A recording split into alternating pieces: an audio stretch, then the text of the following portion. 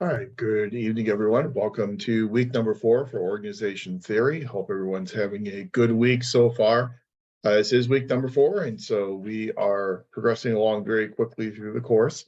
Thank you very much for your week 3 Canvas essays. I've gone through and read through those, and I think the themes were very similar across the responses, which is not surprising. And so I've uploaded grades for those. And then your next one is week number 4 Canvas essay. And for that one, you're going to draw upon the information that we talked about last week with human relations and human resource management theories, looking at Mary Parker Follett and aspects of Mary Parker Follett that you find in your organization, as well as aspects of Douglas McGregor that you find in your organization. So that's what you have coming up due then next Monday. But before we get into our topic for tonight, I would like to go ahead and cover a couple of housekeeping items. The first item is I had mentioned last week that as we move toward the end of our course and we move toward our presentations, that I would put out a call for anyone who is willing to do their presentation next week, week 5. If we could get 5 or 6 people who are willing to do their presentation next week, that'll help then clear the decks for week number 6. And we are a large cohort, and so it would be good if we could get 5 or 6 presentations done in the second half of class next week. I heard from Kim, and so Kim, you are on the agenda for next week for your presentation. But if there's anyone else who would like to do their presentation next week, just send me an email and let me know. And it'll be first come, first serve. And like I said, we can accommodate about 5 or 6. One slot is already spoken for. So about 4 or 5 more slots to be open then to do your presentation in the second half of class next week. So then next week, what we would do in the first half of class, we'll cover some more modern organization theories. We'll spend time talking about participative management. We'll talk about leadership studies. We'll talk about quality management. And we'll wrap up the show talking about organization culture. We'll do all that in the first half of class next week. Then take a break, and then the second half of class, we will then do presentations. Then in week number 6, we will devote our entire session to presentations, see how many presentations we get through, and then the presentations that are remaining, we will then finish those up in our Saturday session on June 17th.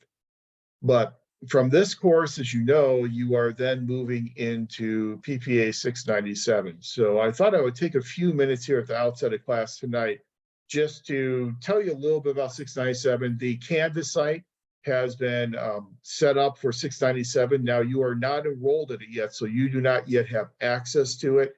You won't officially get access to that Canvas site for 697 until Matt over in CPACE officially enrolls you in the course. So you can't have access to it right now, but Dr. Butts has set up the site and has loaded the case studies into that site. And so as soon as you are enrolled in this site, and as soon as you get access to it, you'll have the ability to go in and start taking a advanced look at some of those case studies that you'll be doing. Now, again, for 697, you're gonna be doing 5 case studies, 1 case study for each core content area. So you have a budgeting case, a human resource management case, organization theory case, a policy analysis case, and a research methods / program evaluation case. So a total of 5 cases.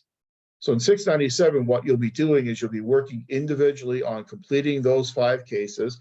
Then once you have those 5 cases completed, then you will complete your final skills self-assessment. But let me go ahead and share with you what the site looks like and just talk through a little bit of the details of 697. So I'll give it a second to share out. Okay.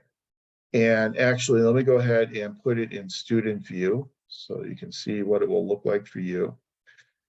So again, the way in which we do 697 is there are 2 sections of 697 that are required. The first section is with officially Dr. Butts, and that begins on June 24th. That'll run for 6 weeks. And then immediately thereafter, you'll then move into section number 2, which is officially my class. And that will then run through September 23rd. So essentially what you have is you have 12 weeks, which will be doing these 5 case studies.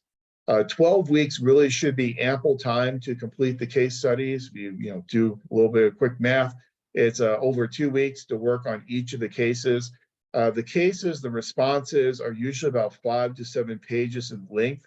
You do not have to use any outside information. You only use the information that you acquired in that relevant class to then answer the case study. So there's no need for a reference page, no outside research. These are truly designed to be assessment mechanisms so that we can assess what you learned in each of those relevant courses.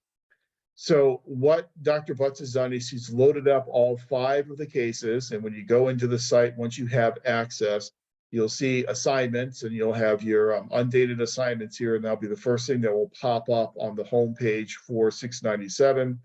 And these are your 5 case studies. I won't go through them all now. We can kind of take a quick preview of them once you have access to the class a little bit later on. But just to foreshadow a little bit, the 555 case is one that was prepared by Dr. Moore, who is now retired. He has retired this semester, but he was our budgeting person in the department.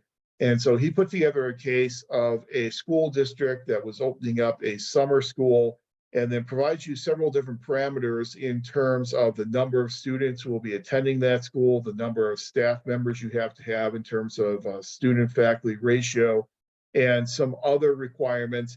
And then the case study will ask that you put together a very simple rudimentary spreadsheet, Excel spreadsheet, in which you will list your revenues and your costs, your expenditures, and then whatever surplus or deficit you would see over the 3 months of June, July, and August, the summer months when this summer school would be open. I think it's a very straightforward assignment, and it's probably one of the more objective, straightforward budgeting assignments that students have an opportunity to complete. So I think you'll be happy with this one. There aren't a whole lot of twists and turns to it. It's pretty straightforward. So that's your budgeting case. Then you have 577, which is human resource management.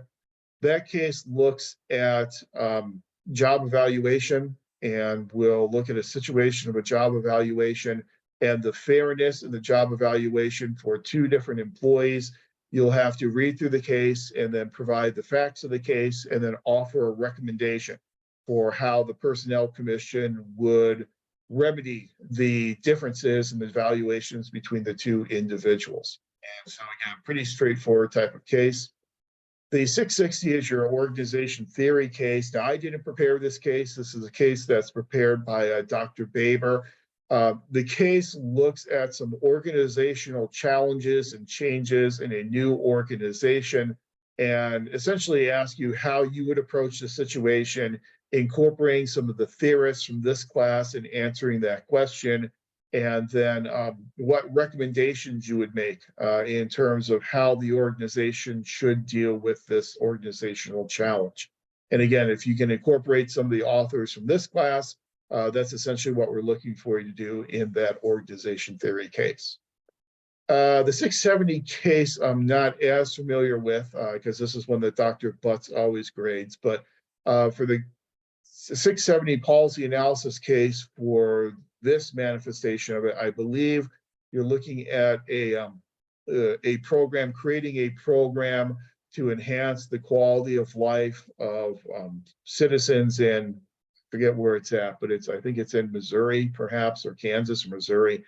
And what you need to do is you need to essentially put together a policy analysis, much like you did in your 670 course, identify the relevant stakeholders who are involved in the situation, put together some alternative solutions to resolving the problem, assess those alternative solutions, and then recommend what you think is the most appropriate policy option to pursue for that case. So very similar to what you probably did in your 670 policy analysis course. That case was designed or provided, it's really from, I think, the University of Washington, but it was provided by Dr. Matthews. So I think she links it up really well with what you cover in your 670 DLMPA course. And then 696, that case study looks at actually my hometown of Cleveland, Ohio, and it looks at a program called Open Eyes, Open Minds.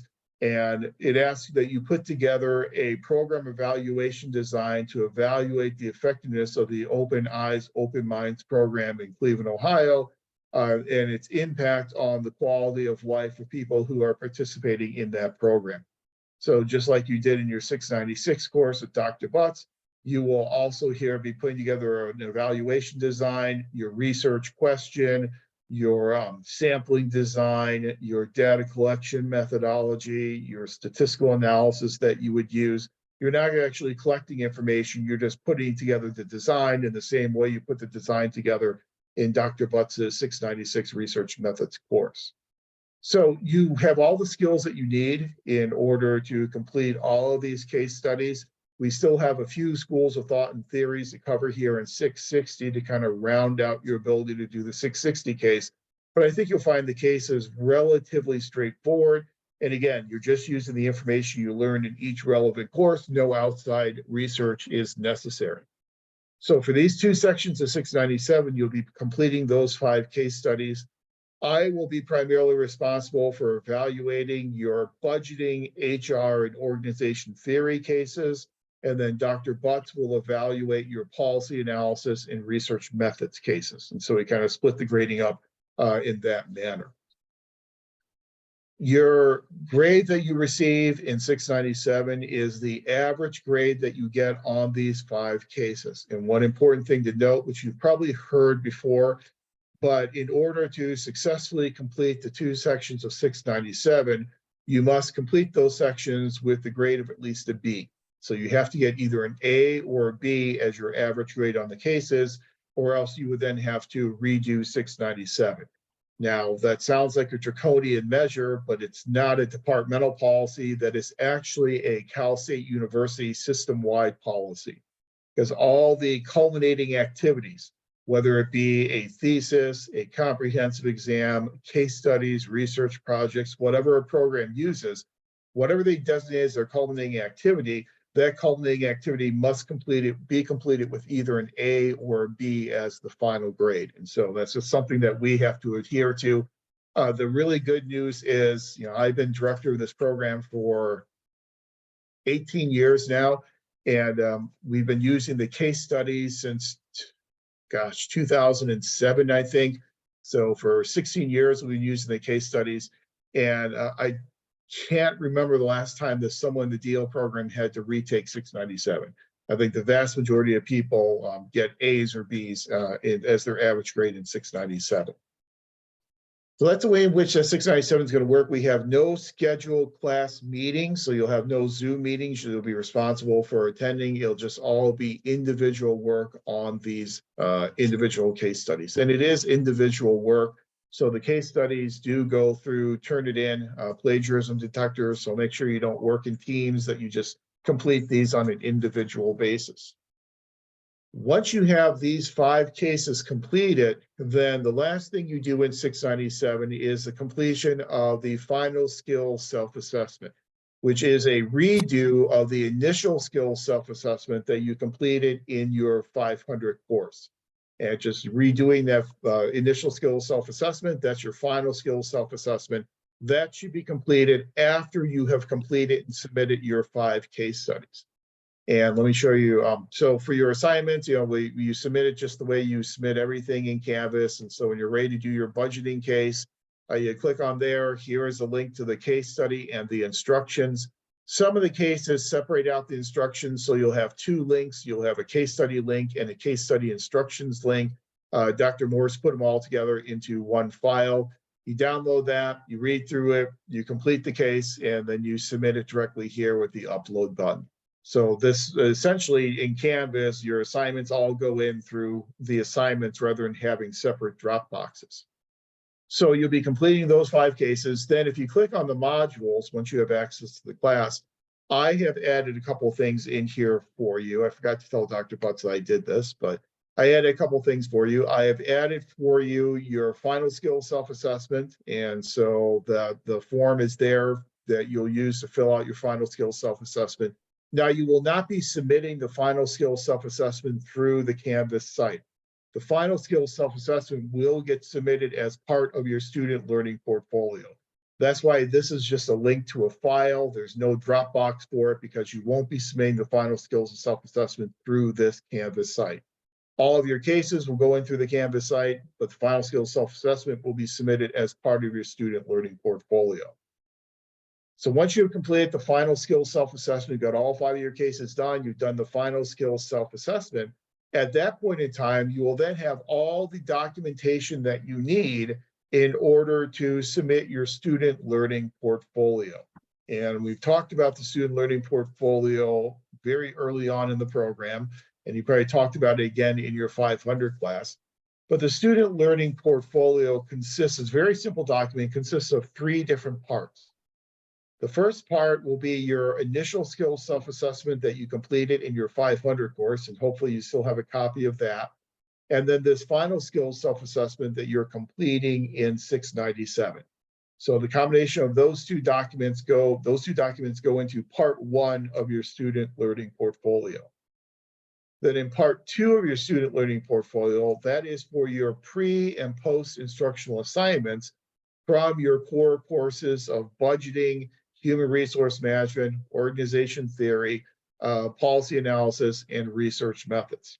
So for example, in this class in organization theory, as we talked about on our first night together, our pre-instructional assignment will be those Canvas essays that you are completing on a weekly basis. So I do recommend very, very strongly that you keep electronic copies of those Canvas essays that you are completing in this course, because those Canvas essays will then comprise your pre-instructional assignment for this course. Then your post-instructional assignment obviously will be that organizational analysis paper that is due at the end of our course. And so those are the pre and post-instructional assignments from this course. Each of those core courses, budgeting, HR, policy, research methods, those other 4 core courses should also have identified pre and post-instructional assignments as well. If you are not clear on what was considered a pre or post-instructional assignment, I reach out to the instructor, and the instructor should be able to clarify that for you. But in part 2 will be those pre and post-instructional assignments. Now you'll just need to submit them as is, just as you submitted them initially in the class. So you don't have to revise them based on instructor feedback or anything like that. Just submit them just as they were submitted as assignments for the course. And that's part 2 of the portfolio. Then part 3 of the portfolio is just simply the 5 case studies that you are completing for 697. Again, not the graded cases, just the cases that you actually submitted. Those then go into part 3 of your student learning portfolio. What I've provided for you here, you'll see this link, student learning portfolio submission process. This is that video that I created a few years ago when I was chair to walk you through step-by-step through the process of putting your portfolio together and then submitting your portfolio. What I recommend the video, and you go, it's only like a 16 or 17-minute video. You have to watch my ugly mug, but it only takes you 16 or 17 minutes to get through it. And what the video will show you is it'll show you how to set up your portfolio. We recommend that you create 3 different folders for part 1, part 2, and part 3. And then also to create a title page just with your name and your campus ID. It's important for us to have your campus ID on there, because what will happen is once I approve your portfolio, I will then let Geraldine know that it's time to clear your graduate project requirement with Enrollment Services, and she'll need to have your campus ID as she then contacts Enrollment Services to clear that requirement. So a title page with your name and your student ID, and then 3 folders, part 1, part 2, and part 3. And you'll do all this using OneDrive. And so everyone, when you log into your SSO, your single sign-on page, you should have an icon on there of what they call a chiclet for OneDrive. If you click on that chiclet for OneDrive, you're able to set up those folders, and then you'll share those folders with me. I should take you through step-by-step how to do it in the video, but you'll just click share. You'll type in my email address, david.powell@csuob.edu, share it with me. I will then get a link in an email to your portfolio. I'll then click on that link to review your portfolio. Whenever I click on that link, you will begin an automatically generated email saying that I have reviewed your portfolio, and then I will clear your portfolio with Geraldine, and we'll get that requirement taken care of.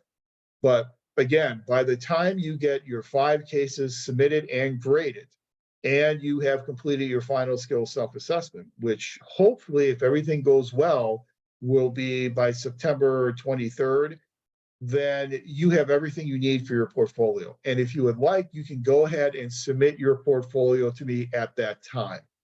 The last day that you can submit the portfolio and still graduate next spring will be May 1st of 2024. But I always recommend to folks try and get the 5 case studies done in those 12 weeks over the summer, get your portfolio turned in, and then you've got all that behind you. You don't have to worry about it. You can just focus on your remaining courses in the program, your negotiating dynamics course with Professor Gonchak, the intergovernmental relations course with me, and then your final course in the program, which will probably again be with Dr. Matthews. So I really recommend you try and get everything, all that done, the 5 cases and the final skill self-assessment within that 12-week window during the summer. I think it's definitely doable. If for some reason you do not get all 5 of those cases turned in by September 23rd, the end of our second session together, then I will submit an RP grade for you, and the RP grade stands for Report in Progress. It tells Enrollment Services that you are making satisfactory progress on completing your cases. That RP grade is then a placeholder that will remain until you have submitted and had your 5 cases graded, at which time then I will go back in and will change your grade from RP to the average grade you've earned on those 5 cases. RP grades are technically good for 1 year, but nobody will use the entire year because you're planning to graduate next spring. So I'm kind of hesitant to say this, but the very last day to turn in cases and still be able to graduate in the spring will be April 15th of 2024. That's the very last day to turn in cases. But you also have to remember that, Dr. Butts and I have kind of moved on with other courses. And so we don't always go back and check this Canvas site very frequently once we get past about January or so. So it may take maybe a little delay of a couple of weeks in getting those cases graded. If you can get them all turned in over the summer, we are in the courses, we're teaching these courses now. And so you'll get a much quicker turnaround if you can get the cases turned in by September 23rd. So that's how the 697 process is going to work. I'm also considering that in our last Saturday session for this course, depending upon how we're doing with presentations and how many presentations we still have left to finish on Saturday, I guess it's June 17th. If we do have some time left on that Saturday session, then we'll spend that time taking a quick look at those 5 cases and just kind of reiterating some of this information about how 697 works, just to make sure everyone is on the same page and ready to go when you're starting 697 then on June 24th. I think I have my dates correct. So I just wanted to alert you to that. Again, you don't have access to the Canvas site yet, but it is very important that when you submit your cases to the 697 Canvas site that Dr. Butts is teaching. There will be, the university will automatically set up a Canvas site for my 697 section, but you should submit all of your cases to section number 1, PPA 697 section 1. Don't submit anything to section 2. We're trying to organize everything into section 1. Dr. Butts has had me on as an instructor for section 1, so I have full access to everything that gets submitted into that site. So only submit your cases into PPA 697 section 1 over the summer. Do not submit your cases to the PPA organization site. Number one, that will be hard to do because all the drop boxes are closed over the summer. But if you submit it there, then they get intermixed with stateside students. And then we have stateside faculty who do not have DLMPA teaching appointments, who don't realize it. And then they go in and they grade your cases, and that's uncompensated workload. And the college doesn't allow us to have that. So make sure they go into this Canvas site, section number 1, and only Dr. Butts and I will have access to those cases, and we'll be the only 2 faculty members who will be grading those cases. I'll do budgeting and HR and org theory. He will do policy analysis and research methods. Any basic questions on 697, since it's coming up right around the corner? Dr. Powell, you mentioned, so sorry. Go ahead. No, it's okay. You mentioned that we won't need a reference page for any of these case studies. Correct. Yes. Thank you. Yeah, no outside research, just whatever you learned in the course itself. Other questions? Will all of this be repeated again at some point? I don't think I'll remember everything you just went over. Yeah, I know it's a lot, but we will, in that last Saturday session on the 17th, we'll go over this all again. And, Okay. and I just want to let you know, because I don't know when you'll get access to the course. And so if your access to the site pops up before Saturday, the 17th, I just kind of want to let you know what was on there. And so you won't be surprised with what you see. But yeah, we'll go over it again on the 17th. Okay, thanks. Sure. Hi, I have one question. So you mentioned to reach out to each professor that we previously have had and ask them for the assignments that we have to upload on portfolio for the portfolio. Is that what you said, to reach out to each professor? Only if it's not listed in the syllabus. Each professor should have in their syllabus, they should have listed what they consider to be the pre-instructional and the post-instructional assignments. So check the syllabus first. If you don't see that in the syllabus, then yes, reach out to the instructor and ask them what they want to consider the pre and the post-instructional. I know there are some instructors in the past who haven't been terribly clear in their syllabi about what's considered pre and post-instructional. I know sometimes in the 577 course, students asked, well, which was pre and which was post-instructional. So some of the courses are not as clear as they probably should be in terms of saying that. So check the syllabus first. If you can't find the syllabus, then yeah, contact the instructor. If you contact the instructor and you don't get a response, then contact me. And I will then reach out to the instructor and then share the information with the rest of the cohort. But I'm hoping that information, for the most part, is in each individual syllabus for each individual course. Got it. Thank you. And I'll reiterate again, for this course, please make sure that you keep copies of your Canvas essays, because I know for cohort number 21, I've had a lot of people before they graduate this spring coming back and saying, I don't have those, what was then beach board essays. I no longer have access to the class because the university will take access away from you a couple weeks after the class ends.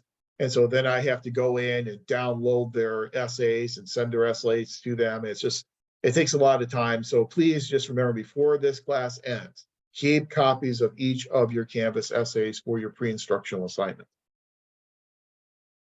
Okay. Go ahead, Brian. Sorry, Professor, just a clarifying question. So you mentioned there's no Zoom meetings. Will there also not be any discussions during the course? Correct. Yeah, there are no Zoom meetings. There are no discussions. The only assignments are completing those 5 case studies and the final skill self-assessment. Those are the only assignments for those 2 sections of 697. That is correct. Thank you. Sure. Go ahead, Travis. I know you probably said this, but for the grading, did you say the average out of the 5 essays needs to be an A or B, or did you say per essay needs to be an A or a B? That's a good question. It's the average of the 5. And so it is possible you could get a 75 on one of the cases and a 95 on another case, and you've got an 85 average. So you can get a C on a case as long as your overall average is at least an A or a B. Copy. And you said the average is like 5 to 6 pages, double space? Typically, yeah, somewhere between 5 and 7 pages, double space. That's typically what the average response. And again, all the instructions, I'll show you on our last Saturday session, but all the instructions, they will list specifically answering these questions. And so I'll say, in fact, let me show you really quick. I'll show you the budgeting one. Let me download that real quick here. So you see, for the budgeting one, it gives you this case of the opening this summer school. And then here are your questions. Prepare a monthly flexible budget for the summer school for June, July, and August. What's the estimated surplus or deficit? What's the estimated surplus or deficit as a percentage of total costs? What is the break-even price given your assumptions about expenses? So, what price would you have to charge in tuition in order to break even given your expenses, which is all listed for you up in the case. And then adjust your budget to account for 2 assumptions. One, you've learned that once hired teachers cannot be let go for the summer, meaning that once you hire a teacher, you can't lay anybody off through June, July, or August. Once they're hired, they're there for the entire summer. And then change your dropout rate from 25 to 15%. And how do these adjustments affect the estimated surplus or deficit? So those are the two questions you'll be answering in your response to this case study. What you'll be turning in then is you'll be creating an Excel spreadsheet file containing 3 worksheets. The first worksheet will be your data. The second will be your base budget. The third will be your alternative budget based upon these different scenarios that are listed up there in number 2. Use only Excel, do not use other software programs. The first worksheet tells you again your basic data. Second worksheet, what that will be. Your third worksheet, what's included in there. And then finally submit your Excel file to the appropriate folder. Well, we know what that is in our Canvas site. Turn it in will be used. So for the 555, you are turning in your spreadsheet. You're creating this budget, the spreadsheet, 3 different tabs on your spreadsheet. That will be your submission then for the 555 case study. So 555 is a little different in that you're not going to have a whole lot of narrative. You're going to have a spreadsheet. That's the whole purpose of 555 is to have you create this spreadsheet based upon the parameters of the case study. Here, let me show you 696 real quick. For 696, this is for this Open Eyes, Open Minds program in the city of Cleveland, Ohio. Lays out everything for you, but this is what you're going to be doing. You'll be producing an analysis whereby you provide your research question, hypotheses. You'll provide your variables that you'll want to measure, dependent, independent, and control variables. You'll be presenting the research design and a justification for why you're using that research design. Maybe you'll use an experimental design or quasi-experimental design. What sampling design are you going to use, and a justification for that sampling design? Is it going to be a simple random sampling design? Is it going to be a multi-stage cluster design? The type of data that you are going to collect and how you're going to collect that data. Will you collect it through interviews, focus groups, through surveys? And then the data analysis techniques that you would recommend, what specific statistical techniques would be most appropriate for analyzing the data. So the same basic elements that you put into your evaluation design in your 696 class, you're gonna be doing that again here for this case study. So again, in the instructions, they're pretty clear in terms of do these things. And so if you answer all those questions and you address all those points in the instructions, then you should be in good shape. So they're as objective as possible. So there's not a whole lot of wondering, well, what do I put in here? What do I not put in here? As long as you answer all those questions in the instructions, then you should be absolutely fine. Again, we'll go through all the cases then in our last Saturday session, and I'll give you a preview of all 5 of the cases. Cool, thank you.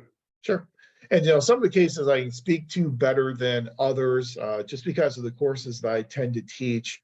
I can speak clearly, obviously, the 661, the 696 one, the 555 one, the 577 and the 670. I don't routinely teach those courses very often, but I can still give you a preview of what those cases look like. And I have rubrics for those cases that will apply when I do the evaluation of your cases when you submit them. So, and we've been using this approach for many years now.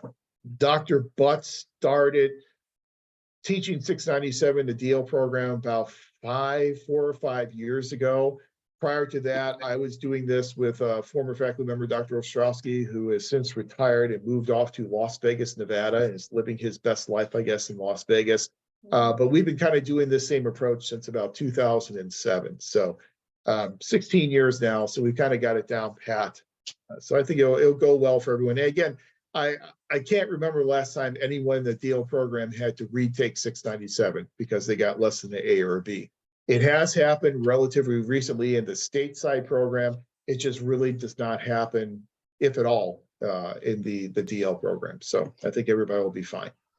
And Professor, quick question. Will there be a rubric or a grading format provided for the case studies? Yeah, each of the instructions will have a rubric. So if you look at like the 697, let me open that one up again. 696, let me open that one up again for you.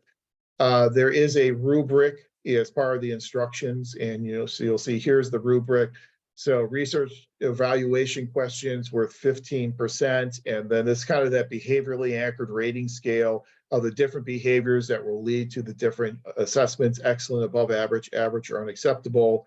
Same type of thing for variable definition and measurement, 15%, 15% for research design, 15% for sampling design, 15% for data collection, 15% for data analysis. And then the remaining 10% is for quality of writing of the case study analysis. And so, yeah, each of them should have, if not this detailed of a rubric, they should all have some type of a rubric, so you have an idea of how the case study is going to be graded. And we worked hard to put rubrics together for each of these cases. Once we started using the case study approach way back in 2007, I think we were the only program that I know of in the country, MPA program, that was using case studies as a culminating activity. Since that point in time, a lot of other programs have adopted this approach. I know it's used at the University of Utah. It's used at West Georgia, University of West Georgia. I know it's used at Westchester University. It's trying to think of somebody. George Washington, I believe, is using it as well. And it's not a Master's of Public Administration, but I think it's a Master of Public Affairs program. So several programs around the country have adopted this case study approach. And we actually had the chair at Westchester University, who, when he started up the program, he actually came out to Long Beach and met with me and met with a former faculty member here, Dr. St. Germain. And we kind of walked him through the way in which we use case studies. And now he adopted that, and he's been using that in his program. So it's worked really well for us, and it's worked so well that a lot of other programs are using case studies as well as a culminating activity. So it's something that, works well. I think it's a really good assessment device. I think it works a lot better than a thesis. Thesis fits well if you're in a different type of discipline. So if you're in English, or if you're in one of those disciplines, a thesis makes a lot of sense. In what we do in public administration, because what we do is much more applicable and it's much more of a professionally based program, it doesn't really make as much sense to be producing a publishable quality thesis. So we've never used a thesis in our program. When I first came here to Long Beach, we were using comprehensive exams. And we got rid of those relatively quickly after I arrived, because those comprehensive exams were not very valid measures. We had people who would do very well in the program, and then they would come in on a Saturday morning, and even the DL students would have to come to campus on a Saturday morning at 9 o'clock and would have 2 hours to answer 3 questions. And some people just don't perform very well in that type of an exam setting. And so we had people who did really well in the program, who were very well accomplished in their careers, and they just could not get through that comprehensive exam, and because it's just not a very valid measure. So we got rid of that. We replaced that with research projects, and then we were having students do research projects. But one of the problems with the research project is that there is no way to compare them to each other. And so we couldn't really use them for assessment, because it was like comparing apples and oranges. And so that's why in 2007, we created this case study approach, and we've been using it ever since. So everyone in the cohort will be doing the exact same cases. Now, the cases that you are doing are the cases that the stateside students did in this last academic year. So we're always a little bit behind in terms of the cases, because new cases are refreshed every year for the stateside students, and that happens in August, which is a very inconvenient time for us because of when our 697 sections fall. So we really can't wait for the new cases to come up in August. And so we use the cases that the stateside students have been using for the past academic year. So that's kind of how the cycling of the cases tend to work. Any other preliminary questions on 697? If not, then let me go ahead and share our slides out for tonight. And tonight we're going to continue our coverage. Oh, hold on one second. Let me move my boxes around a little bit. They got a little funky for a second. Okay. Move things around. Tonight, what we're going to do is we're going to continue our discussion of the evolution of organization theory. And the schools of thought we're going to move into a coverage of tonight will be the system school of thought. We'll talk about natural systems theory. We'll talk about open systems theory. We'll talk about structural functionalism from our good friend, Robert Merton. And Merton does a really nice job of kind of serving as a segue between natural systems theory and open systems theory. Then we'll also talk about another school of thought very briefly known as socio-technical theory. And then we'll wrap up our discussion tonight talking about structural contingency theory, another school of thought that has a lot in common with the systems school. So we have a few different schools of thought that we're going to be talking about tonight. And we always start our discussion with a discussion of natural systems theory. But there are some similarities between natural and open systems theory in that when we are taking a systems approach to studying organizations, we are taking a holistic view of those organizations. We are looking at organizations as part of something bigger than themselves, that organizations are an instrument for achieving goals. And these organizations are existing within larger ecologies and larger environments.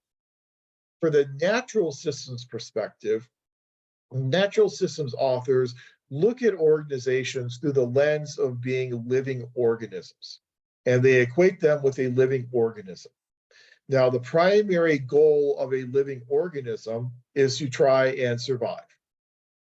Natural systems theorists will say that is also the primary goal of an organization. It's agency survival. So for natural systems theorists, the actions and the behaviors that an organization will engage in will be actions and behaviors that are meant to lengthen the longevity of that organization and to help that organization survive challenges and survive into the future. But even natural systems authors recognize that organizations need to be adaptive to their surrounding environment. One, I think I've mentioned him before in this class, but one very famous public administration scholar is John Gauss. And I'll put this in text chat. John Gauss, I think we've mentioned it before, in his theory of the ecology of public administration. And John Gauss's ecology of public administration is very much in accordance with this natural systems theory. And that John Gauss said, if you want to understand an organization, its behaviors and why it does what it does, you need to understand the ecology, the environment that surrounds that organization. So he likened the organization to a living organism. He said, if you think about like a house plant, there are a lot of influences from the environment that will contribute to the growth and development of that house plant.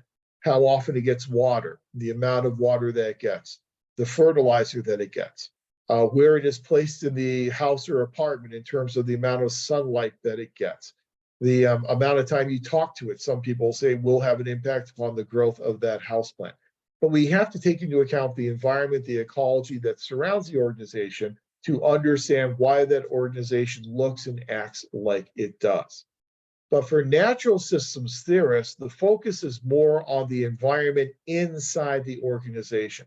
They recognize that the external environment has an impact, but it's mostly a one-way street in that the external environment impacts the organization. But for natural systems theorists, they're not as concerned about how the organization then in turn affects its environment.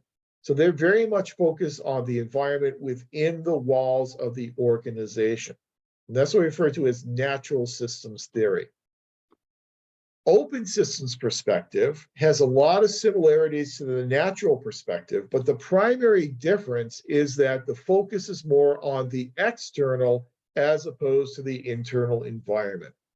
Open systems theory is very similar to the open systems model of organizational effectiveness, asking the question not only how does the environment affect the organization, but what can the organization do to affect its environment?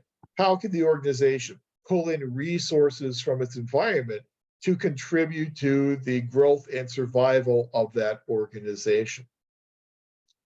So the underlying assumptions under both natural as well as open systems theory are similar. One underlying assumption for both of those approaches is that systems do not have a concrete existence. And this is important, that the systems in which the organizations operate, they're not a given. They are not concrete. We cannot assume that they're always going to exist in the same manifestation as they exist today. those systems, those relationships can change over time. And sometimes those systems can go out of existence. If the environment does not have the capacity to support that organization, then that organization is going to go out of existence. So it's not assumed that these organizations, these environments are going to be unchanging and will always be there from year to year. We really base a lot of our work in systems theory on the development of conceptual frameworks. Because a lot of the discussions we have in open systems theory and as well as natural systems theory, a lot of those tend to be rather esoteric in nature, and that they're not as tangible as a lot of the theories we saw in the classical school or the human relations or the human resource management school. So instead, we develop these theories and these conceptual frameworks to understand phenomena that we may not be able to directly measure. And the focus of both natural and open systems theory is very much on the interdependence of all the different parts of the system. How is the organization dependent upon its environment and the characteristics in the environment? For open systems theory, how does the environment then become dependent upon the organization as well? So in both natural and open systems theory, the organization itself is just part of a bigger whole. And that bigger whole is very dynamic and it's very changing. One of the biggest similarities between natural systems theory and open systems theory is this concept of equilibrium. This search for equilibrium, this search for a balance. For natural systems theorists, the balance is an internal balance. And so when you think about an organization as a living organism, think about it as a living human being. A living human being is considered to be healthy when everything is in balance within the human body. So if the blood pressure is normal, if the pulse rate is normal, if the oxygen saturation percentage is normal, if the body is devoid of diseases, that's kind of this balance, this steady state, this point of equilibrium within the human body where we say that human is a healthy human being. Well, for natural systems theorists, that's similar with an organization. So when the organization's able to achieve that equilibrium, able to achieve that, what we call a steady state, that state of organizational harmony, that's what the organization is striving for. For open systems theorists, organizations are striving for that equilibrium as not just a balance within the organization, but a balance between the organization and its surrounding environment. So what they're looking for is they're looking for these patterned relationships that will trend toward the achievement of this steady state, the achievement of this balance, this equilibrium. But we have to recognize that this equilibrium is a dynamic equilibrium in that it's never static, it's always changing, both internal as well as external to the organization. This balance, this equilibrium, this steady state is oftentimes referred to as a point of homeostasis. And that's what organizations strive for, is this point of homeostasis, where they have regulated their internal structures and processes to balance with their external environment. So a point of homeostasis for natural systems theorists will again be that point of organizational harmony. For an open systems theorist, that point of homeostasis will be when the inflows and outflows between the organization and its external environment balance each other. And that's that equilibrium point, that's that point of homeostasis. So equilibrium is an important aspect of both natural as well as open systems theories. And this is kind of what those organizations are striving for. They're striving to achieve that point of homeostasis. So let's delve a little bit deeper into natural systems theory. Then later on, we'll get into open systems theory. But let's start with natural systems theory and kind of put a little bit of flesh on the bones with this discussion of natural systems. One of the more prominent authors that we cover in this class as a natural systems theorist is our good friend Chester Barnard. And yes, we talked about Chester Barnard last week when we talked about human relations theory, but he has great applicability here this week as well when we're talking about natural systems. Chester Barnard, if you remember from our discussion last week, he really looked at the job of a manager or leader as gaining the acquiescence and the compliance of their employees. The successful leaders were the ones who were able to get their employees to provide the right set of contributions to achieving organizational goals. So he viewed organizations as being cooperative systems. And a cooperative system is a system in which two or more individuals or parts cooperate to try and achieve the same goal. So in this cooperative system, we're looking at the balancing of incentives and contributions. So the job of the organization with Chester Barnard is to try and obtain contributions from its members to produce these surplus resources that will then help the organization achieve their point of homeostasis and survive. The end goal for organizations under Chester Barnard and the natural system theory is survival. It's all about agency survival and agency longevity. So again, what Barnard tells us, in order to seek this equilibrium, what we need to do is we need to balance contributions with rewards and incentives. So we need to provide the right set of incentives in order to get the right types of contributions from our employees in order to help us achieve organizational goals. For Barnard, he was very focused on both efficiency as well as effectiveness. He defined efficiency as the point at which the contributions we receive from our employees, the value of those contributions, will exceed the net dissatisfaction of those same employees. So if we are trying to extract contributions from our employees, oftentimes extracting those contributions from our employees will lead to higher levels of employee dissatisfaction because we're asking them to give more to the organization. We're asking them to work harder to make more contributions. And by asking them to do that, obviously we're going to end up causing some dissatisfaction among our employees. But efficiency is the point at which we're getting more contributions than the negative effects we're getting from having dissatisfied employees. And that's what he considered to be an efficient organization. His definition of effectiveness was a very clear one, and it's what we call our goal attainment model of organizational effectiveness. Are we achieving the stated goals of the organization?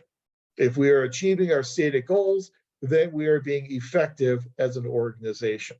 And the best way to get these contributions and to limit net dissatisfaction of our employees and to achieve our organizational goals is to always remember these zones of indifference that we talked about last week in our discussion of Barnard with HR. Every employee has a different zone of indifference.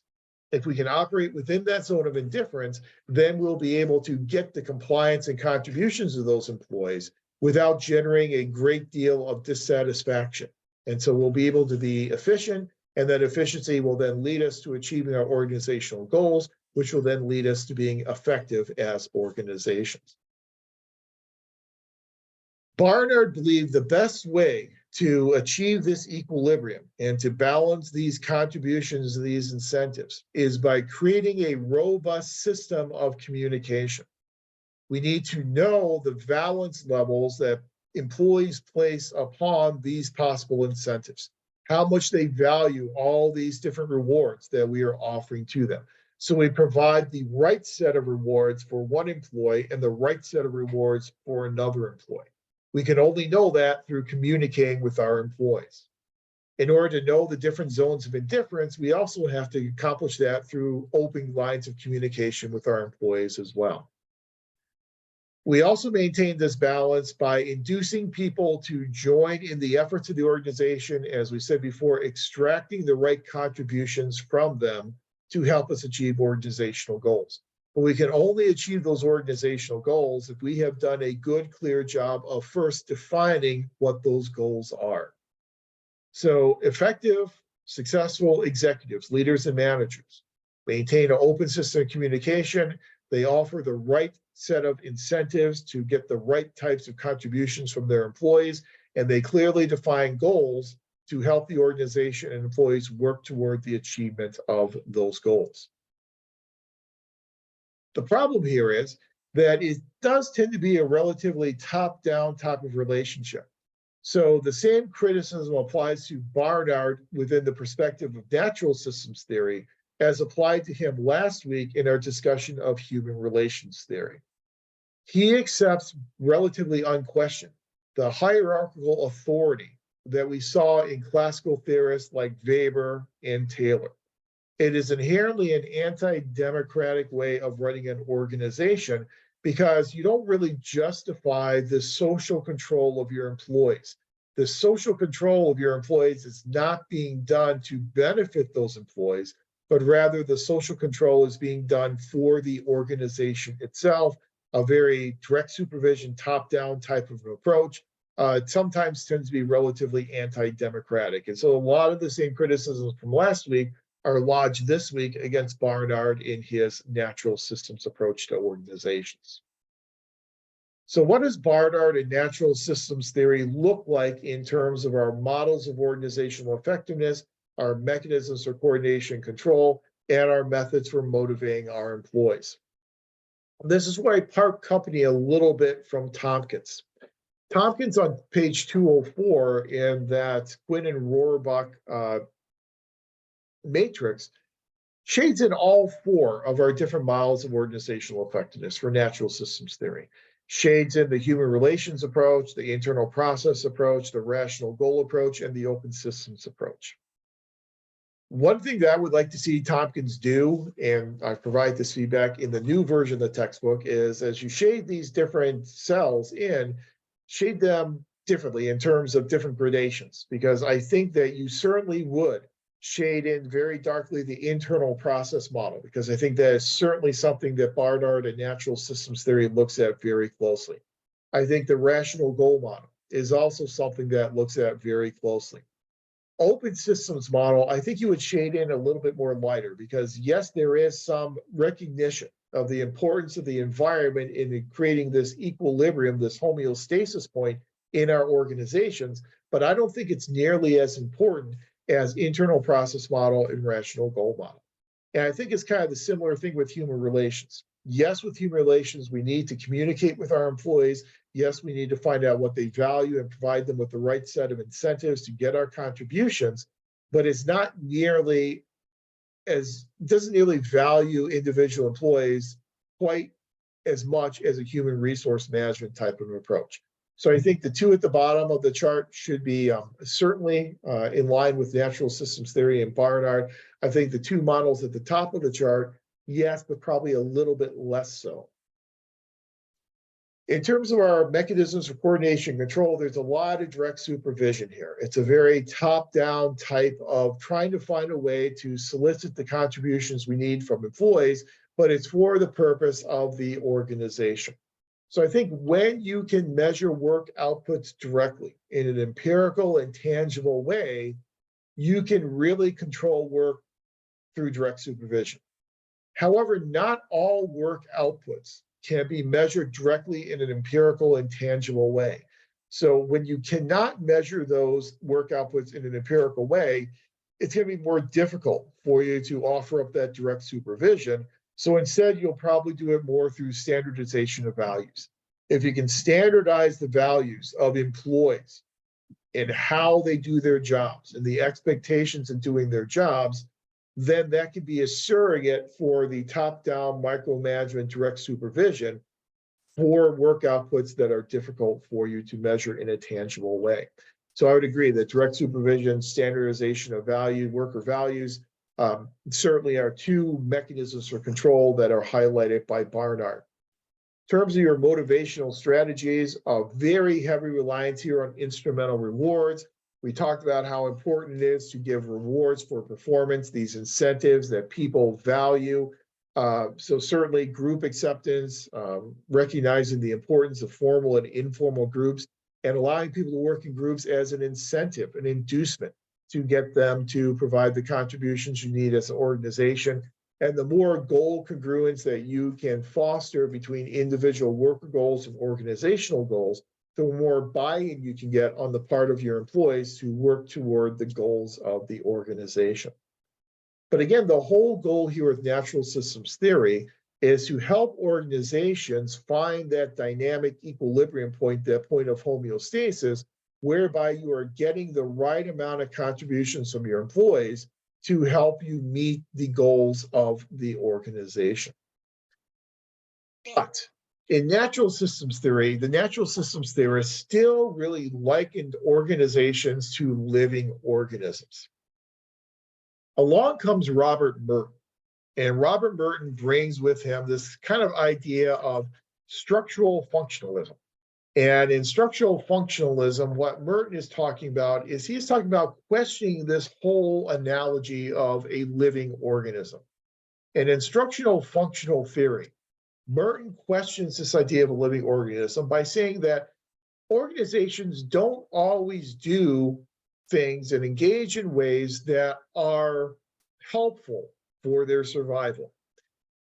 Natural systems theorists said that organizations like living organisms, all the actions they take will be oriented around helping them survive. Merton says, not really. If you look at what organizations do, not every activity that an organization engages in is important for the goals of the organization. Sometimes organizations will engage in behaviors and do things that do not contribute to their stated goals, and sometimes actually run counter to those stated goals. Not every activity an organization does is intended to ensure survival. Sometimes organizations will take actions and make choices and decisions that actually detract from the survival of the organization and may actually lead to a quicker demise for that organization. Not every activity that an organization engages in is indispensable for its survival. There are sometimes superfluous activities and behaviors that organizations engage in that are not considered indispensable for the survival of the organization. So what Merton does with his structural functional theory is he shifts us away from this focus on organizational survival and says, instead of focusing on the survival of the organization, we can better explain organizational effectiveness by looking at the consequences of the behaviors of those organizations. So he shifts us from a focus on survival to a focus on the consequences of the behaviors and actions of organizations. Merton says that policies and actions and behaviors will remain as long as the net consequences of those policies, actions, and behaviors are positive. So as long as the net consequences, the impacts on our citizens and those who come into contact with our organizations, as long as those consequences are a net positive, the organization will continue to engage in those policies, those actions, and those behaviors. So when we're looking at the consequences of what organizations do, we are looking at the consequences on the beneficiaries of these organizations. And you've had the policy analysis class, so you are familiar with the whole idea of stakeholders and beneficiaries. And you know that we have different levels of beneficiaries.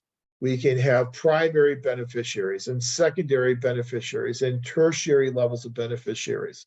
So if we, for instance, have an agency that is implementing some economic revitalization program, and the economic revitalization program provides grants to local business owners in this downtown area, the primary beneficiaries of those grants will be those business owners who are receiving those grants. They're the primary first level of beneficiary. But we know that there are other beneficiaries as well. Secondary beneficiaries could be the consumers who are buying things from those stores because those stores are remaining open, and so therefore they have more competition, they have more places to shop at, so the prices will be lower, they might get a higher quality of product, so they're going to benefit as maybe a secondary level of beneficiary.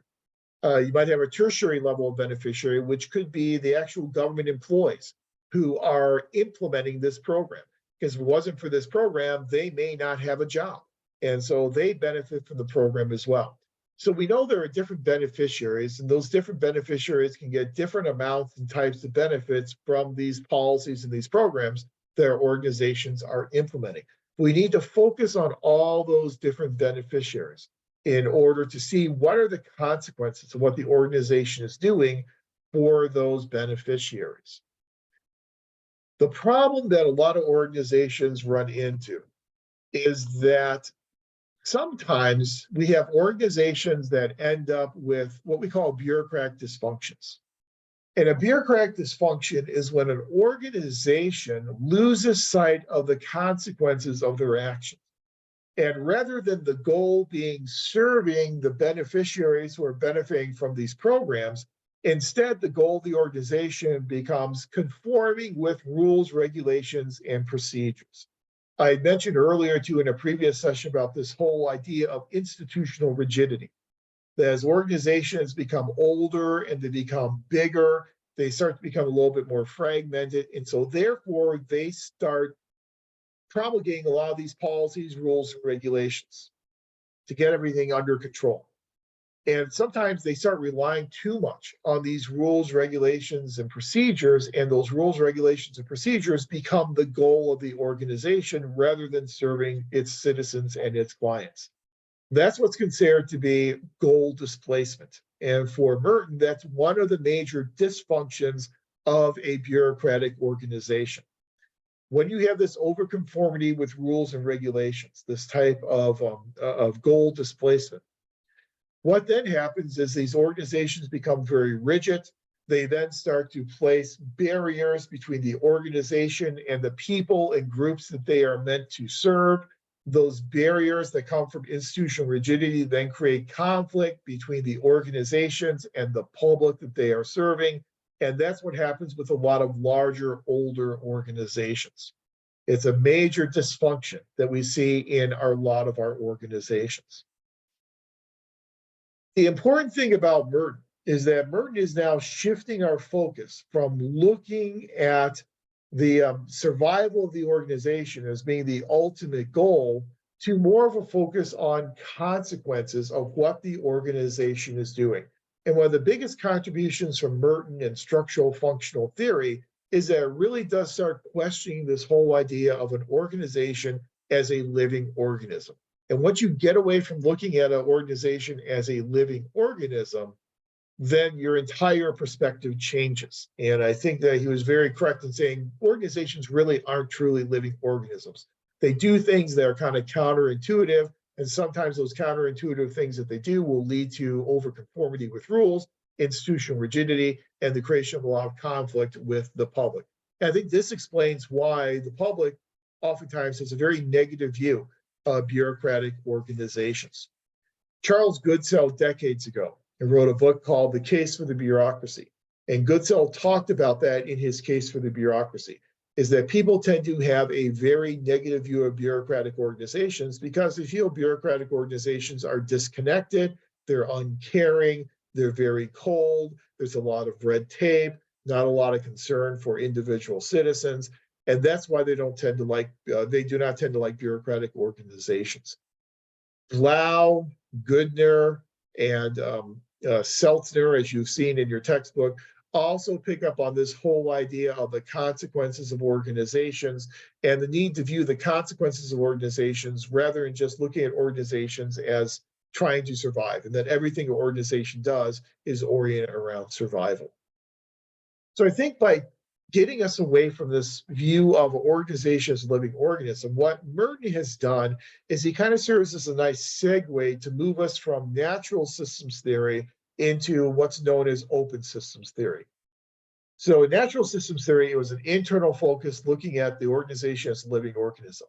Now in open systems theory, we start looking beyond the walls of the organization, a lot like Merton did, and we start looking at the elements in our environment that we interact with as an organization and the nature and the pattern of those relationships between the organization and its external environment.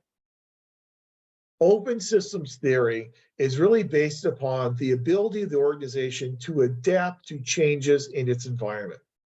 The better able the organization is to adapt to changes in its dynamic and changing environment, the better able that organization is to grow. And so it's important to be adaptive to your environment. Open systems theory is very much based upon the idea of general systems theory And general systems theory, or GST, is oftentimes associated with our good friend Ludwig von Bertalanffy. And Bertalanffy is, or was, an Austrian biologist who developed this idea of systems theory, that to understand organisms and to understand anything, you have to understand the environment that surrounds it. And open systems theory is predicated on that idea of general systems theory. One of the main differences between open systems theory and natural systems theory is that natural systems theory, when it views organizations as living organisms, it assumes that from the time an organization is created and founded, that organization will eventually dissipate energy until eventually it comes to the point where it doesn't have enough energy and resources to survive. That's a process known as entropy. And not to depress you too much on a Wednesday evening, but when you think about living organisms from the moment that they are born, there is this decaying process that they will go through until they go out of existence. And part of that process is dissipating energy. And you give out energy and lose energy and resources into your surrounding environment until you get to the point where you don't have enough energy and resources to survive. Open systems theorists take that entropy idea and turn it on its head and say there's not just entropy, but there's also what's known as negative entropy. Negative entropy says that organizations do not always deteriorate, that organizations have the capacities to actually import new resources and import new energy from their surrounding environment. So here it's not just how does the environment affect the organization. With open systems theory, it's now a two-way street. It's also how does the organization affect its environment? How can the organization leverage all of these resources and energies from the environment and import those energies into the organization to strengthen the organization and help assist with organizational growth and resource acquisition? So negative entropy is a really important theory because it allows us to get away from the natural approach and gives us a basis for this idea of open systems theory. But like natural systems theory, open systems theorists believe that organizations trend toward this equilibrium, that they're trending toward this steady state, this balance, this point of homeostasis. The difference, though, is for open systems theorists, that balance is between the organization and its external environment. Open systems theorists argue that there are multiple different paths that organizations can pursue to get to this point of homeostasis, this balance with their external environment. The idea that there are multiple ways to go about it is a theory that is known as equifinality. And equifinality says that there are multiple numerous paths that organizations can utilize in order to achieve this steady state, this point of homeostasis. So when you think about the way in which your organization interacts with its external environment, there are a lot of resources our organizations can pull in from their external environment.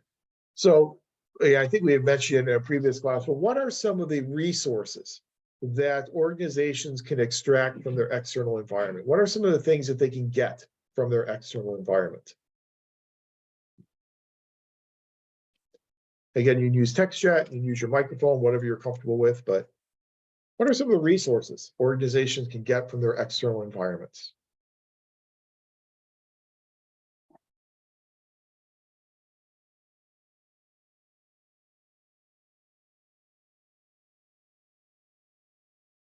And you can go back to the idea of POSCORB and ideas and people. You can get ideas, new ideas, creative ideas coming in from your environment, and you have to staff your organizations. As we know in POSCORB, all managers, public or private, have to engage in staffing. You have to bring in people from the environment. Hopefully you're bringing in people who are well-trained, who have the requisite knowledge, skills, and abilities to do the job, and do bring in new ideas into your organization. So people can certainly be a major resource from the environment. What else? What other resources can be found in the environment? Technology, yes, you're right. Technology. There's a lot of technology in the environment. We can bring the technology, incorporate that technology into what we do on a daily basis. We do that all the time. You know, artificial intelligence is probably the prime example recently of new technology that organizations are trying to leverage in order to do their jobs more effectively and more efficiently. Grants for projects, absolutely. Financial resources, fiscal resources in terms of grants and aid from parent governments, national and state governments. Sometimes grants that you can get from nonprofit organizations, philanthropic organizations. Money is the lifeblood of an organization. And so if we can bring money in from the external environment, obviously that is going to strengthen our organizations as well. Anything else? Any other resources that we can get from our external environment?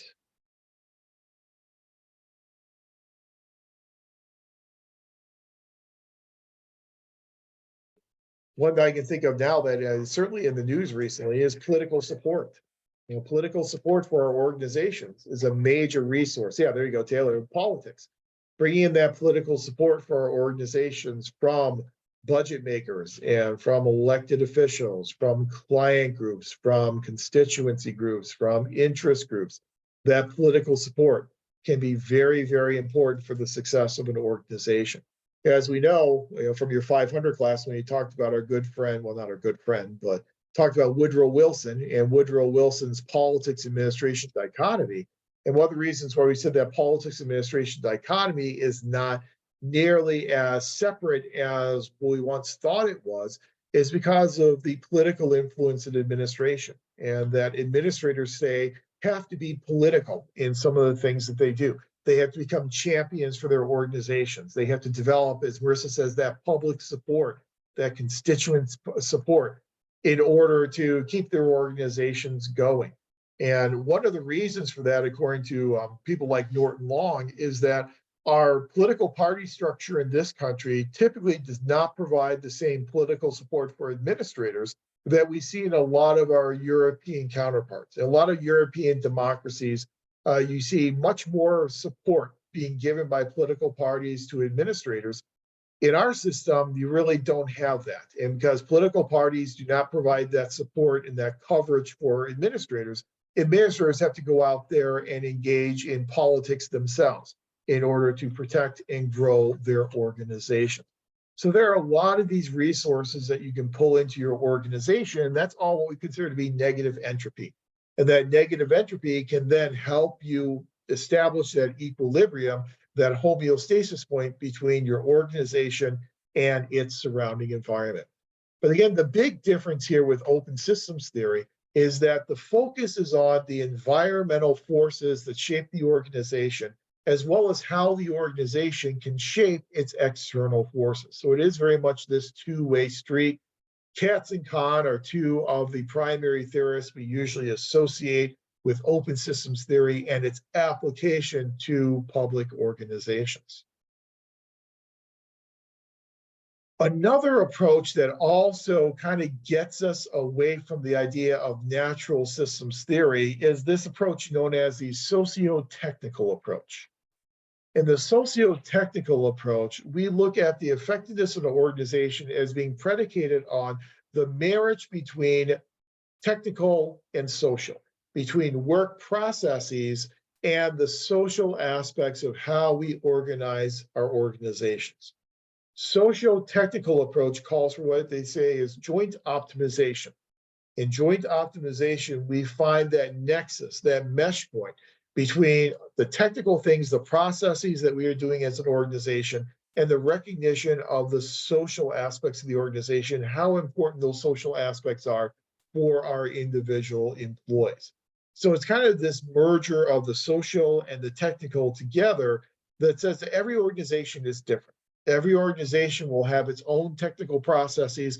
Every organization will have its own social demands and its own social environment.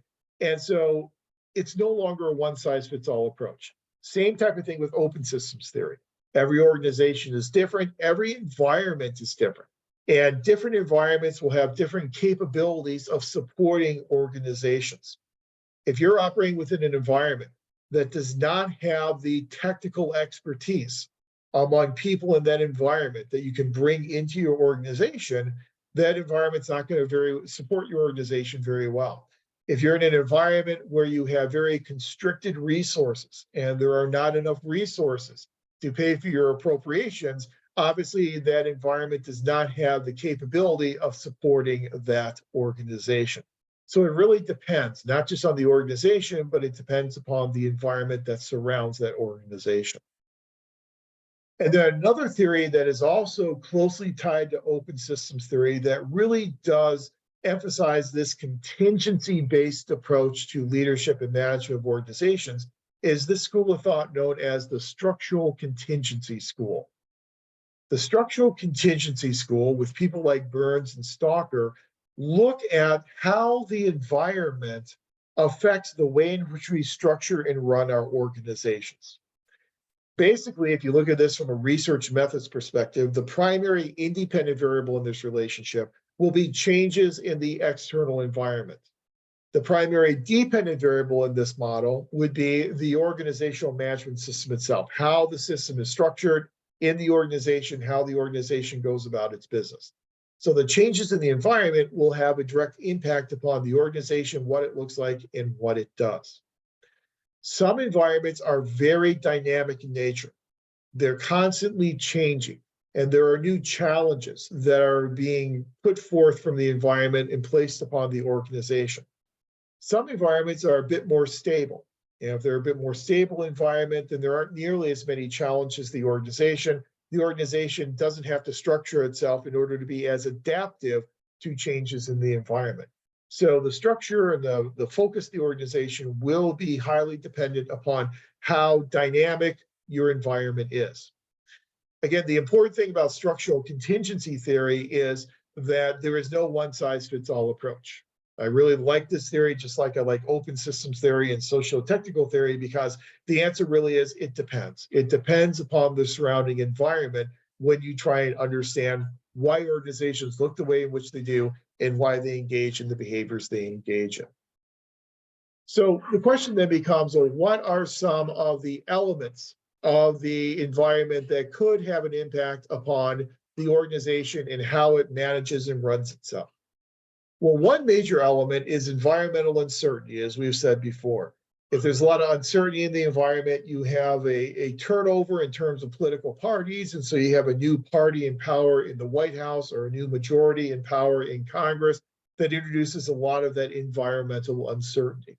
We saw a lot of environmental uncertainty introduced recently with the debate over the debt ceiling and the suspension of the debt ceiling. When you had these questions about whether or not the debt ceiling was going to be raised or suspended, whether or not the federal government was going to default on its existing debt, that introduced a lot of uncertainty into the environment. We were not sure what impact this would have on the credit rating of the federal government. Fitch's, one of your three main credit rating agencies, came out very quickly and said that they were putting the federal government on watch, that if the federal government did not suspend the debt ceiling or raise the debt ceiling, that they would lower the credit rating for the federal government. Many years ago, we went through this same debt ceiling argument. Standard & Poor's, another one of the three main credit agencies, actually lowered the credit rating of the federal government. Traditionally, the federal government has a AAA credit rating. It lowered the federal government's credit rating to a AA+. AA+ is still a really good credit rating, but it was the first time that the federal credit rating had fallen below a AAA rating. That's because of all this uncertainty about whether or not the federal government would be able to repay its debts. Now, with the passage of the debt ceiling legislation this evening in the House of Representatives, its assumed passage in the Senate and then signature by the president, a lot of that uncertainty is going to start to go away. But there's still a whole lot of uncertainty in the economy about the possibility of recession. And that certainly is another environmental uncertainty that organizations have to deal with. The technology, as we mentioned before, in the environment, is the technology adequate to allow the organization to be able to implement its programs and do its job? The size of the organization can certainly have an impact upon how it structures itself. Large organizations tend to be much more institutionally rigid than smaller organizations. Strategy will have an impact, obviously, upon how organizations manage themselves. resource dependency, how dependent the organization is on the environment for its resources. This is this big difference that we've talked about many times between public and private organizations. Public organizations are mostly reliant upon appropriations for their resources. Private organizations are mostly reliant upon profits. Much more uncertain, they're much more unstable, and so that will require that private organization to be much more adaptive to its environment. Appropriations tend to be a little bit more stable, so there's not as much of a premium placed upon efficiency in the public sector as we may see in the private sector. If you're a nonprofit organization, I know some people work in nonprofit organizations.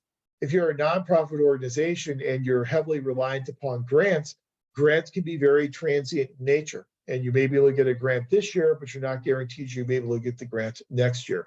That's a lot of this uncertainty in terms of resource dependence. The more independent an organization can become from a resource perspective, obviously the more flexibility it will have in terms of how it structures itself and how it behaves. And public accountability, how much scrutiny is there from the environment for the actions of this organization? Obviously, the more scrutiny there is, the more transparent the organization is going to be held accountable by elements of the environment. So essentially, structural contingency is just what it sounds like. That how we structure our organizations really is contingent upon what the environment looks like, how resource dependent we are, and all these different aspects of our external environment. So when we take open systems model and structural contingency models and we compare them to our models of organizational effectiveness, clearly the primary model that we are emphasizing is the open systems model. And that's a pretty easy one. That's kind of a slam dunk for us. What is really interesting though, is when we get to looking at the methods for coordination and control and the methods for motivation of employees. You'll notice on page 265 and 266, both of those tables, there is nothing shaded in either one of those tables. And I think that's because the correct answer is it depends. At some points in time, you can use mutual adaptation and mutual adjustment. At other times, you have to be more direct in your supervision. At other times, you may have to engage in more standardization. In motivating your employees, sometimes you can rely upon rewards for performance. At other times, you have to be much stricter in terms of punitive measures like legal compliance. At other times, you can motivate people through job identification and goal congruence. It really does depend upon the situation in which we find ourselves. Throughout this entire discussion of the evolution of organization theory literature, that has really been that one thread that I think has tied the entire evolution together. It has been this movement away from the search for a one-size-fits-all approach like we had with the classical school in Weber and Taylor, to more of this recognition of there is no one-size-fits-all approach that works.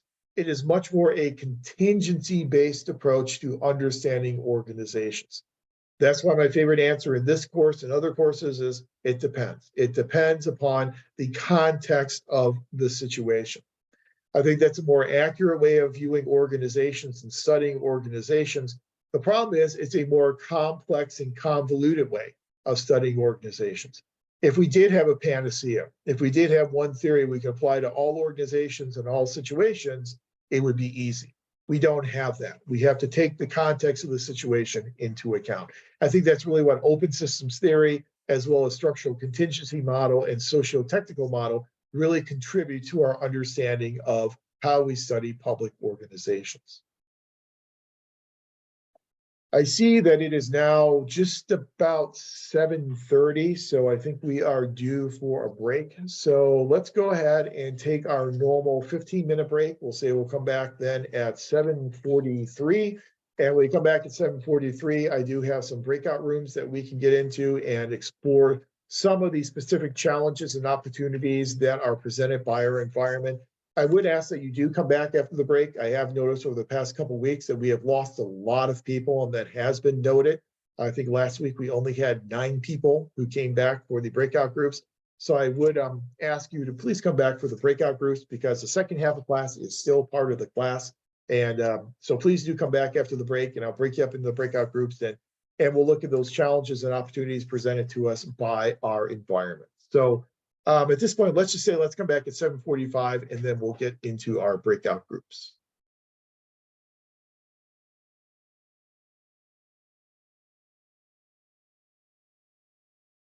All right, well, welcome back from break. We are back for our breakout rooms. So let me go ahead and get those set up for you. Again, for the assignment, what I'm asking each group to do is to think about your environments that surround your organizations, and then come to a consensus agreement on two of the most important primary challenges that your organizations face from their environment, and then what are two of the primary opportunities that your environment presents for your organizations. And again, I would like for members of the group to come to a consensus in terms of the two primary challenges and the two primary opportunities. As always, each group should then select a spokesperson.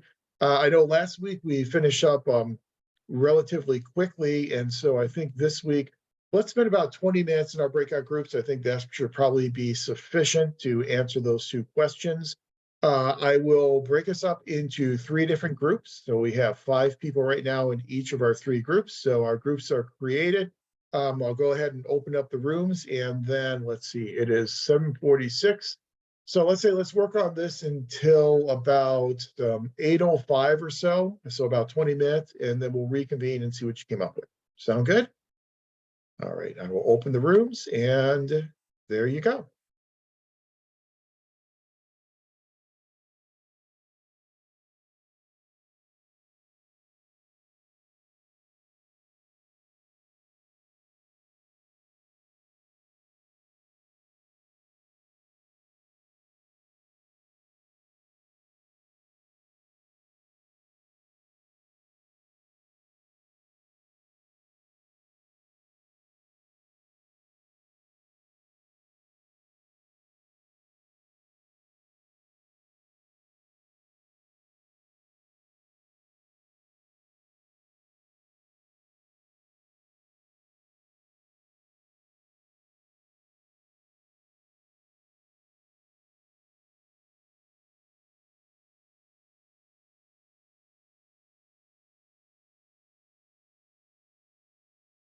Okay, welcome back. I think we are all back in the main room now. So let's go ahead and see what our rooms came up with. So we'll start with room number 1.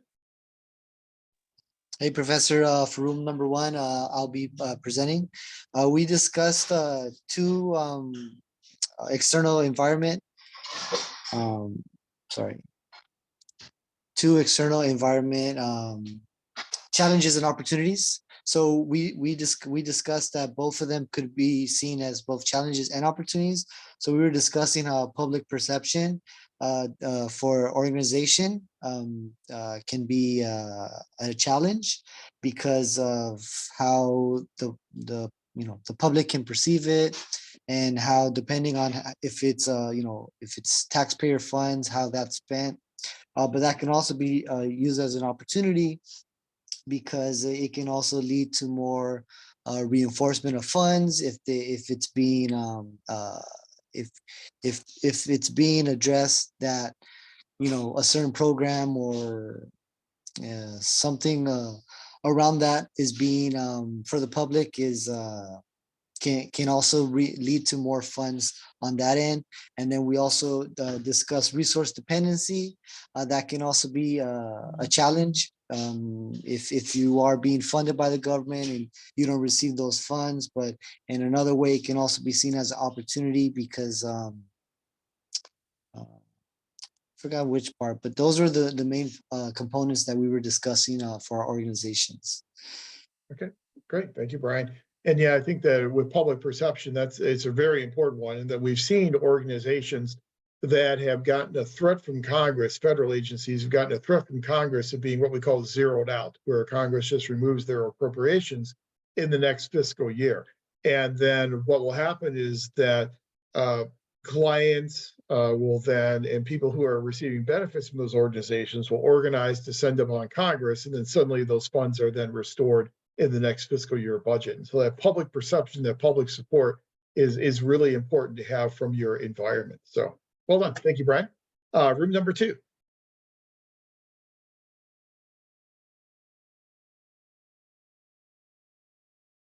think that's Jason, Marissa, Michael, Nancy.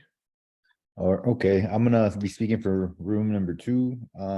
So we came up with the 2 primary challenges that were presented by the environment for our organization. We agreed, kind of similar to what Brian said about the budget and how it can be influenced, or the public perception if the funds aren't used appropriately.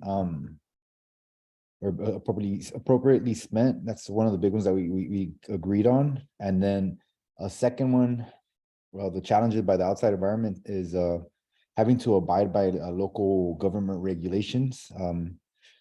For example, my organization is a state, and we are in the city of Norwalk, but we have to abide by a lot of the local government regulations in order to run our organization within the city of Norwalk.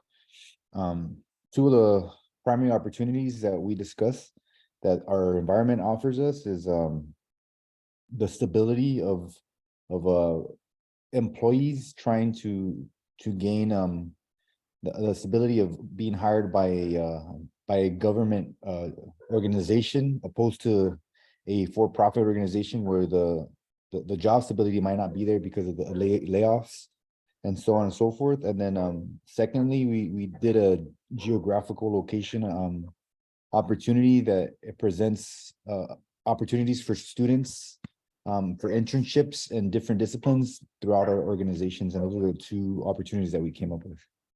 Okay, great. Thank you, Michael.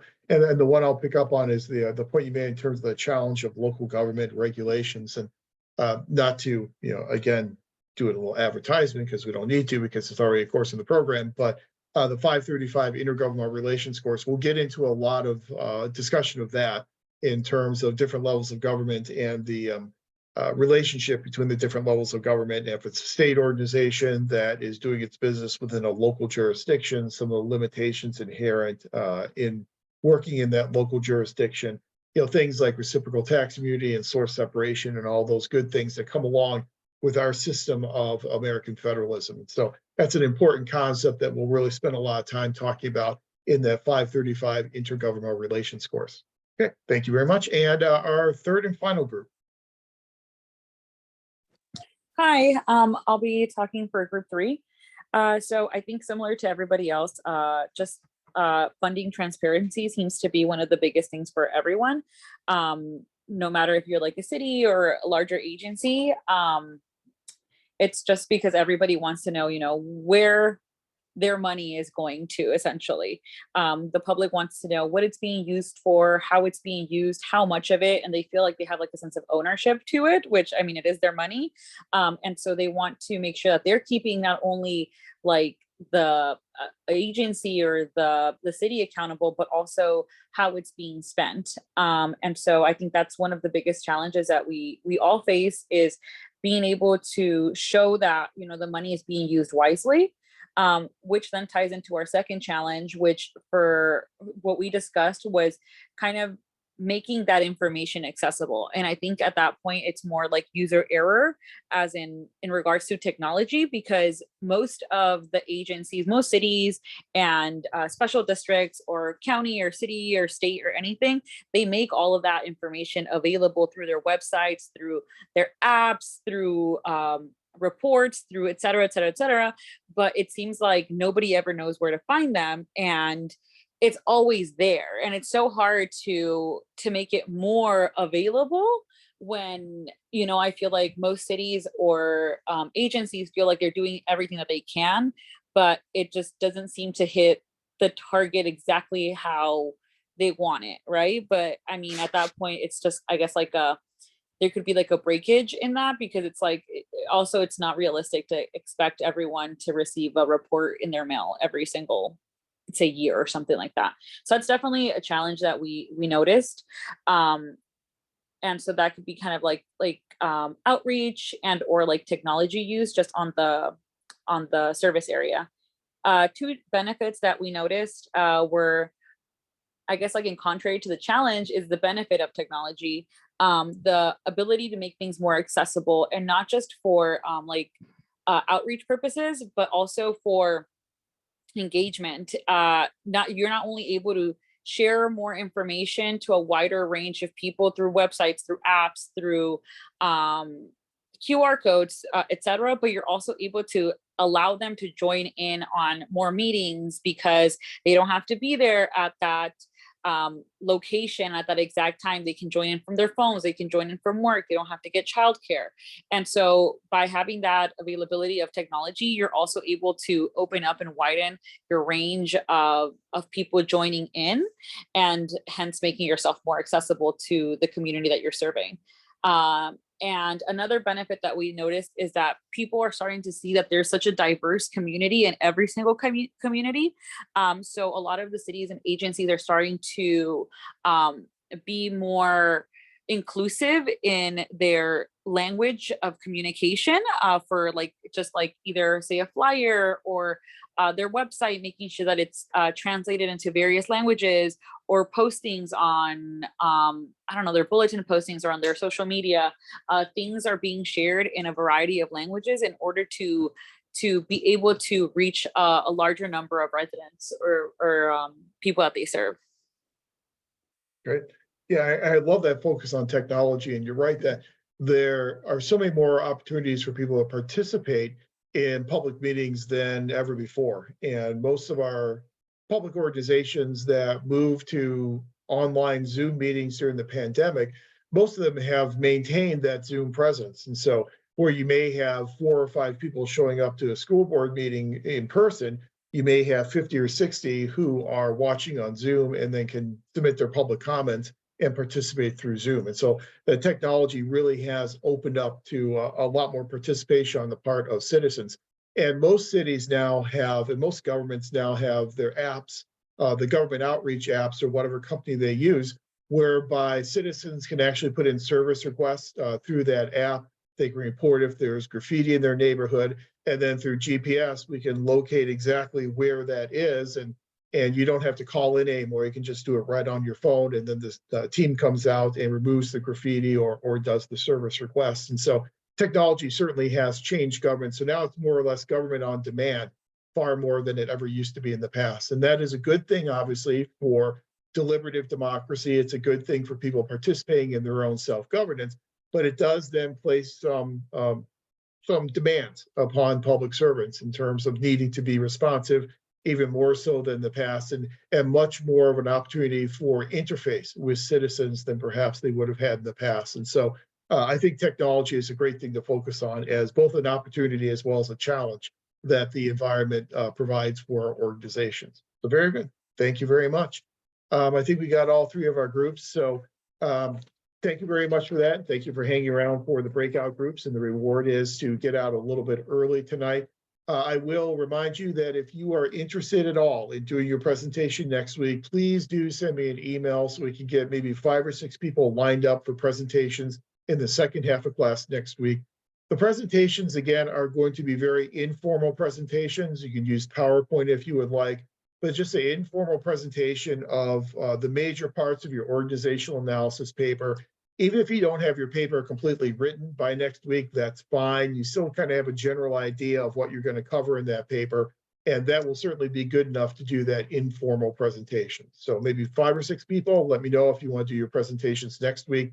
Then what we'll do in the first half of class next week, we will wrap up our discussion of some more quote unquote modern organization theories and kind of wrap up our discussion of the evolution of organization theory literature.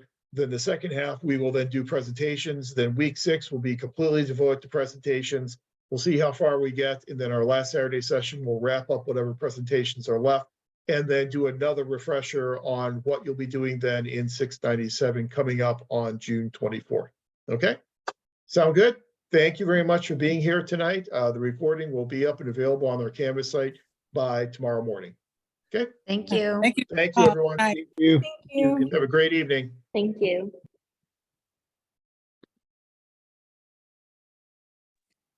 Professor Powell, can